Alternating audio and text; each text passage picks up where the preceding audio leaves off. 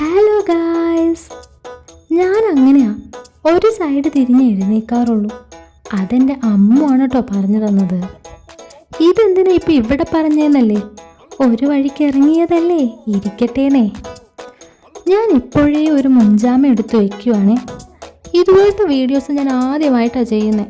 അതിൻ്റേതായ പോരായ്മകളുണ്ടാവും. എല്ലാവരും സഹകരിക്കണം കേട്ടോ. നിങ്ങളുടെ അഭിപ്രായങ്ങൾ അറിയിച്ച് പടിപടിയായി എൻ്റെ പോരായ്മകൾ ശരിയാക്കി എടുക്കേണ്ടത് നിങ്ങളുടെ കടമയാണ് ഗായ്സ്. ഇനി നമുക്ക് ബ്രഷൊക്കെ ചെയ്ത് ഫ്രഷ് ആയിട്ട് വന്നാലോ.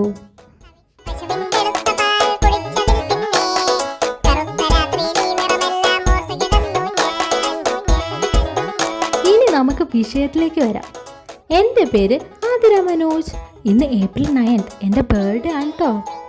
ഇനി നമുക്ക് താഴേക്ക് പോവാം. വീട്ടുകാരെയൊക്കെ ഒന്ന് കാണണ്ടേ. അതാ ഇതാണ് കേട്ടോ എൻ്റെ മാതാശ്രീ. എന്ത് പറഞ്ഞാലും ഒരു വിഷമവും ഇല്ലാണ്ട് ചെയ്തു തരുന്ന എൻ്റെ സ്വന്തം അമ്മക്കുട്ടി. ഇനി ഈ വീട് തലകുത്തി വെക്കാൻ എന്നെ സഹായിക്കുന്ന എൻ്റെ സ്വന്തം സഹോദരി. ഞാൻ കിച്ചണിലേക്ക് ക്യാമറയുമായി പോകുന്നത് അവൾ കണ്ടിട്ടുമില്ല, അഭിനയിക്കാൻ ഒട്ടും അറിയത്തുമില്ല. തുടക്കത്തിൽ ഞാനൊരു അമ്മൂനെ കുറിച്ച് പറഞ്ഞില്ലേ, ഇതാണ് കേട്ടോ എൻ്റെ അമ്മു. ബർത്ത്ഡേ വിഷയം ഇന്ന് ഇവിടെ ഒരു വിശിഷ്ട അതിഥി എത്തിയിട്ടുണ്ട്. വേറെ ആരുമല്ല, നമ്മുടെ പൂച്ച സാറ്.